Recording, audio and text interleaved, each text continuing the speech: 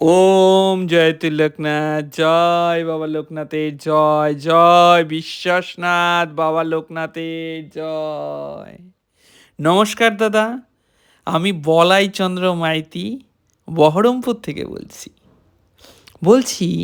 দাদা, এই বিশ্বাসনাথ বাবা লোকনাথ জয়তু লোকনাথ চ্যানেলে আমি এখানে একটু আটকেই বলছি, এটা হচ্ছে জয়তু লোকনাথ চ্যানেল নয়, এটা হচ্ছে বিশ্বাসনাথ বাবা লোকনাথ চ্যানেল। জয়তু লোকনাথ আমারই একটি পূর্ববর্তী চ্যানেলের নাম। কেমন? আচ্ছা, তো এই চ্যানেলে বাবার অনেক কৃপা কাহিনী শুনেছি। তো আমার মনে স্থির বিশ্বাস যে আপনার এই চ্যানেলের মাধ্যমে যদি বাবার কাছে কিছু প্রশ্ন রাখি, তাহলে বাবা নিশ্চয়ই তার উত্তর দেবেন। তাই আমি প্রশ্নটি করতে চাই। বাবা, তোমায় তো অনেক অনেক ভালোবাসতে চাই, কিন্তু পারছি কই? কেন আমার মনে পরিতৃপ্তি ঘটছে না যে বাবা? আমার মনে হচ্ছে যে আমার ভালোবাসা তোমার প্রতি যথোপযুক্ত হচ্ছে না। আমার এই মনের ভাব কেন হচ্ছে বাবা, তুমি এর উত্তর দাও। ওরে শোন, ওরে তোরা যে আমায় সব সময় ভালোবাসিস, তোদের ভালোবাসা আমার হৃদয় ছুঁয়ে যায়, তোদের ভালোবাসা আমার অন্তর স্পর্শ করে, কারণ ভালোবাসাই যে তোদের স্বভাব। ভালোবাসা ছাড়া তোরা যে এক মুহূর্ত থাকতে পারিস না।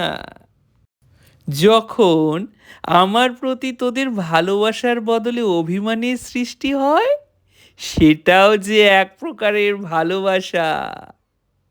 আসলে যে অভিমান বা বিরাগ থেকেই অনুরাগের সৃষ্টি হয় সোনা। তোদের ভালোবাসা বল, তোদের অনুরাগ, তোদের বিরাগ, সবই যে আমার কাছে অমৃত তুল্য। অনাসক্তি যে সর্বশ্রেষ্ঠ আসক্তি, তা যদি তোরা বুঝতিস, তবে ভালোবাসার স্বল্পতা বা আধিক্য, সেটা তোরা যাই বলিস না কেন, সেটা কিন্তু তোদেরই মন গড়া। প্রকৃত ভালোবাসার যে কোনো পরিমাপ হয় না সোনা। প্রকৃত ভালোবাসা আদি এবং অকৃত্রিম।